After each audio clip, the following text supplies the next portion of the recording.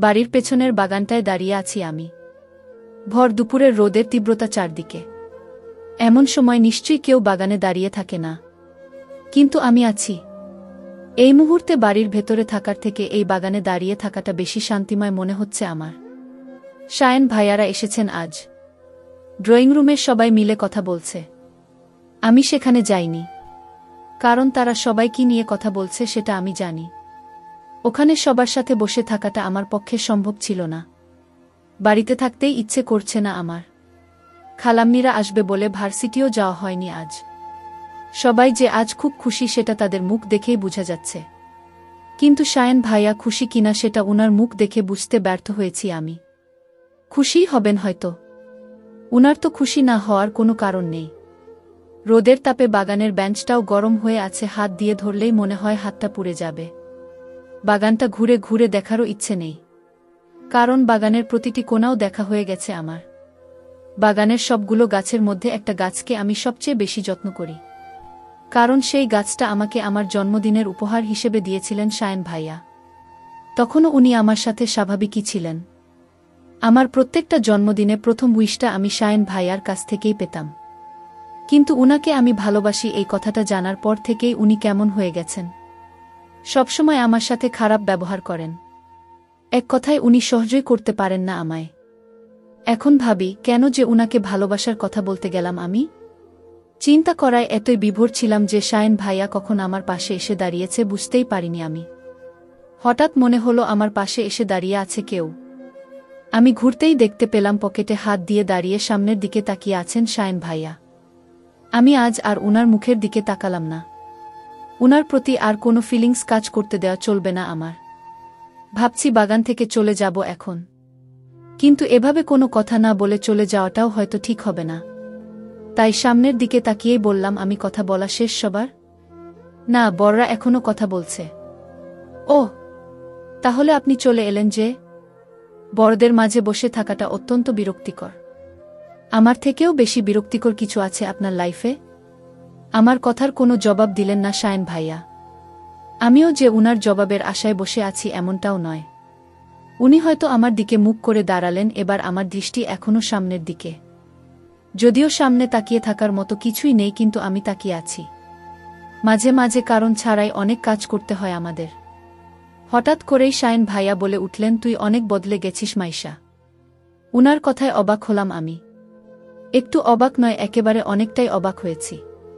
আমি বদলে গেছি না, আগের মতোই আছি, সেটা উনি খেয়াল করেছেন বুঝি? তার মানে আমার দিকেও নজর আছে উনার? আমি বদলে গেছি? হ্যাঁ, অনেক বদলে গেছিস। আমার কাছে তো মনে হচ্ছে না। যে পাল্টে যায় তার নিজের কাছে মনে হয় না যে সে পাল্টে গেছে।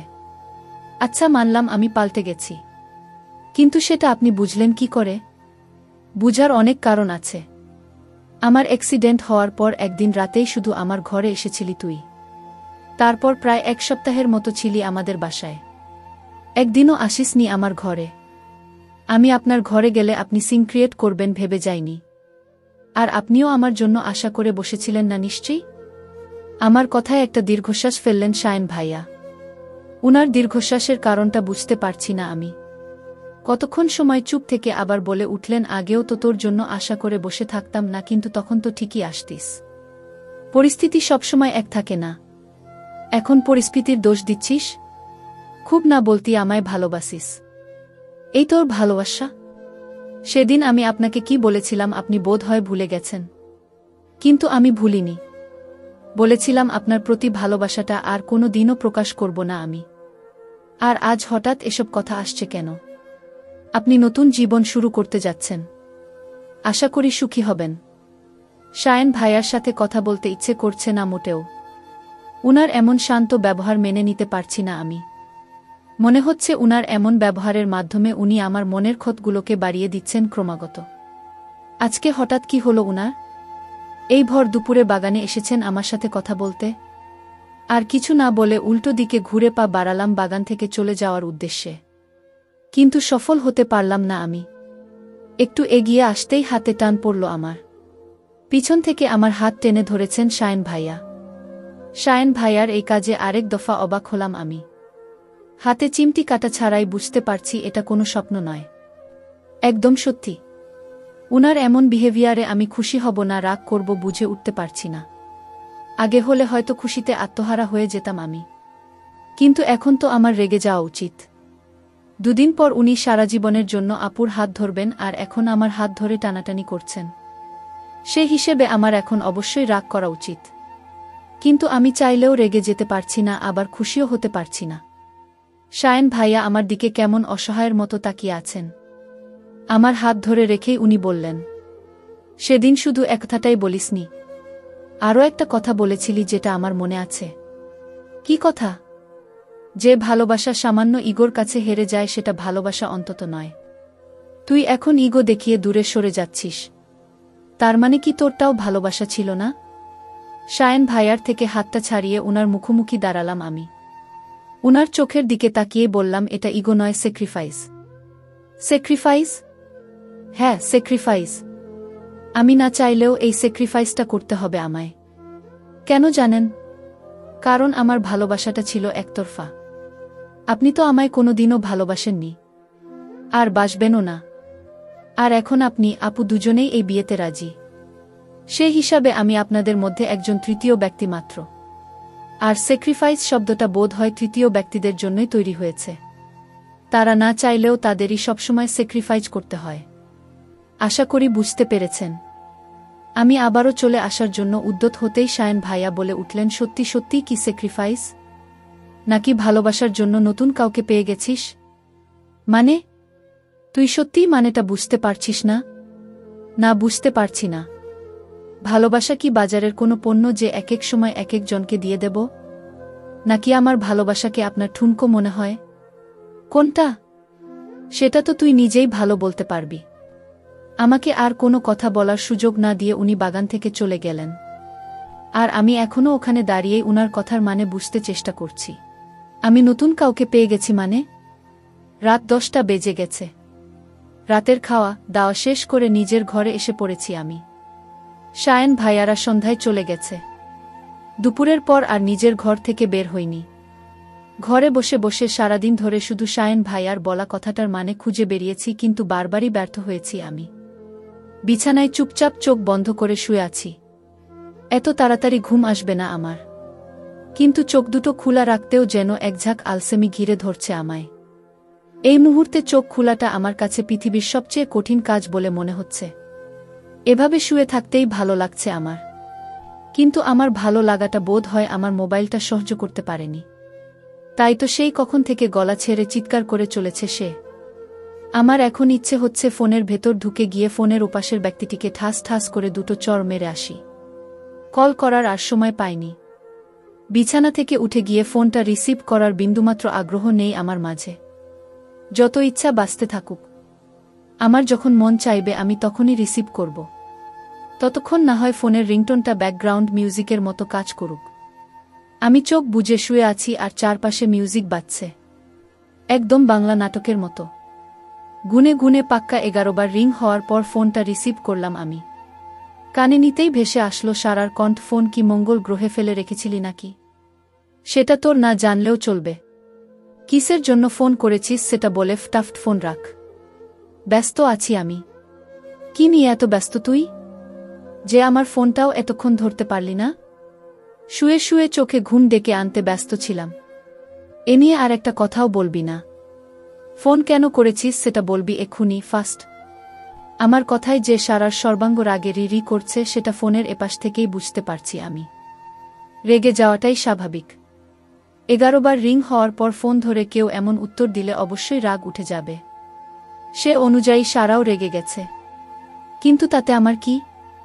আমার সাথে রাগ দেখিয়েও যে কোনো লাভ হবে সেটা সারা নিজেও জানে, কারণ সে যখনই আমার উপর রাগ দেখায় আমি ডোন্ট কেয়ার ভাব নিয়ে দাঁড়িয়ে থাকি, যেন তার রাগ করা আর না করায় কিছু যায় আসে না আমার।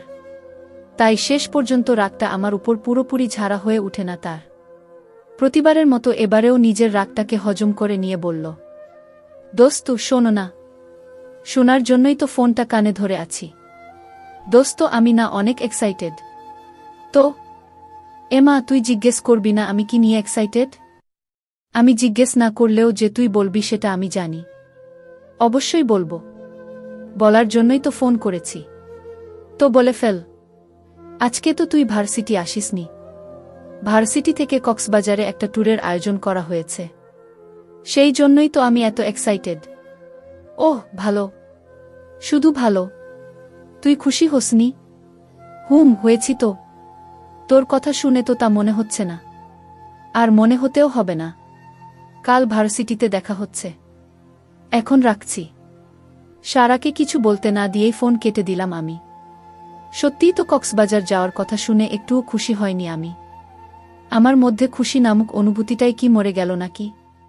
ভার্সিটির বড় বটগাছটার নিচে বসে আছি আমি আর সারা। খুব মনোযোগ দিয়ে কিছু একটা ভাবছে সারা। আমি রাহুল ভাইয়ার সাথে ঘটে যাওয়া নানান মজার আর অদ্ভুত ঘটনাগুলো তাকে বলার পর থেকেই ভাবনায় মগ্ন হয়েছে সে। জগদীশচন্দ্র বসু বেশি ভাবতেন বলে নাম দেওয়া হয়েছিল ভাবুক ছেলেটি। আমার এখন সারাকেও ভাবুক মেয়েটি নামে আখ্যায়িত করতে ইচ্ছে করছে। গণিতের কোনো সমস্যা সমাধান করতে গিয়েও বোধ হয় এতটা ভাবেনি সারা। সবসময় তো আমাকেই জিজ্ঞেস করে, কি এই মাইশা, একের সাথে এক যোগ করলে কত হয় রে? 2 থেকে কি 3 বিয়োগ করা যায়? আর এখন সেই মেয়েটাই গভীর মনোযোগ দিয়ে কিছু একটা ভেবে চলেছে। এটা তো কিছুতেই হজম করতে পারছি না আমি। আমার কাছে মনে হয় এই বিষয়টা যদি আমি এত সহজে করে ফেলি তাহলে পৃথিবী থেকে হজমি নামক বস্তুটার ব্যবহারই উঠে যাবে। এমা, তাহলে তো হাজার হাজার মানুষ পেটের সমস্যায় ভুগবে। এটা তো কিছুতেই হতে দেওয়া যাবে না। তাই আমি বললাম, কি নিয়ে এত ভাবছিস? ভাবছি। ভাবছিস সেটা তো আমিও দেখতে পারছি, কিন্তু কি নিয়ে এত ভাবছিস? আমার তো মনে হচ্ছে ভাবতে ভাবতেই শহীদ হয়ে যাবি তুই। ওফ, বাজে কথা বলা বন্ধ কর। আমি তো রাহুল ভাইয়ার কথা ভাবছি। তুই আবার রাহুল ভাইয়াকে নিয়ে পড়লি কেন? কারণ আছে বান্ধবী, অনেক কারণ আছে।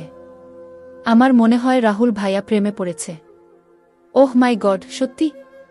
আচ্ছা, তুই কিভাবে জানলি? আর কার প্রেমে পড়েছেন উনি? কার আবার? তোর? সারার কথা শুনে অবাক হয়ে গেলাম আমি। রাহুল ভাইয়া নাকি আমার প্রেমে পড়েছেন? যত সব গাঁজাখুরি কথাবার্তা। তোর এতক্ষণের ভাবনা বিফলে গেল রে সারা। এত ভেবেও আসল মানুষকে বের করতে পারলি না। জি না, আমার ভাবনা একদমই বিফলে যায়নি। আমি শিওর রাহুল ভাইয়া তোরই প্রেমে পড়েছে। চাপা মারা বন্ধ কর। উনি আমার প্রেমে পড়তে যাবে কোন দুঃখে? আমার কথায় সারা অবাক হওয়ার ভান করে বলল, কি বলছিস তুই এসব? আমি তো চাপা কাকে বলে সেটাই জানি না। তাহলে চাপা মারব কি করে? ও, তুমি চাপা কাকে বলে জানো না, তাই না? আচ্ছা ঠিক আছে, আমি সুন্দর করে চাপার সংজ্ঞাটা বলে দিচ্ছি তোমায়। হ্যাঁ বল। আমিও শিখি চাপা কাকে বলে। আংশিক সত্যকে কেন্দ্র করিয়া মিথ্যার সমান ব্যাসার্ধ নিয়া অঙ্কিত বৃত্তচাপকে চাপা বলে। রাইট, আংশিক সত্যকে কেন্দ্র করিয়া। মানে আংশিক হলেও সত্য যে রাহুল ভাইয়া তোর প্রেমে পড়েছে। আবার এই এক কথা?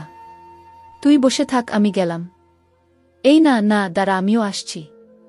সারাও দৌড়ে এসে হাঁটতে লাগলো আমার পাশাপাশি। ভার্সিটির গেট পর্যন্ত আসতেই থেমে গেলাম আমরা। হুট করে কোত্থেকে এক ছেলে এসে হাঁটু গেড়ে বসে পড়ল আমাদের সামনে। কিছু বুঝার আগেই বলে উঠল, আই লাভ ইউ। ছেলেটা বোধহয় অনেক তাড়ায় আছে, তাই তো বেচারা ফুলটাকেও উল্টো করে ধরে আছে।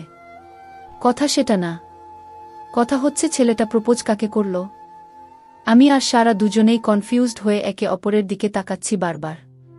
ছেলেটা সেই কখন থেকে বসে আছে নিচে, আর বেশিক্ষণ বসে থাকলে হয়তো প্যান্টটাই ফেটে যাবে তার। কনফিউশন দূর করতে আমি প্রশ্ন করলাম, আপনি কাকে প্রপোজ করছেন ভাইয়া? আমার প্রশ্ন শুনে ছেলেটা লজ্জারাঙা হয়ে বলল, তোমার বান্ধবীকে শালিকা। কি আজব! এক মুহূর্তেই আমাকে শালিকা বানিয়ে ফেলল ছেলেটা। সারার দিকে তাকিয়ে দেখি কিছু একটা বলার প্রস্তুতি নিচ্ছে সে, তাই আমিও সেটা শোনার প্রস্তুতি নিয়ে নিলাম। সারা বলল, আপনার মাথা ঠিক আছে তো ভাইয়া? সারার কথায় ছেলেটা একটু মনক্ষুণ্ণ হলো যেন। যাকে সে গার্লফ্রেন্ড বানাতে চাইছে সে তাকে ভাইয়া বলে ডাকছে।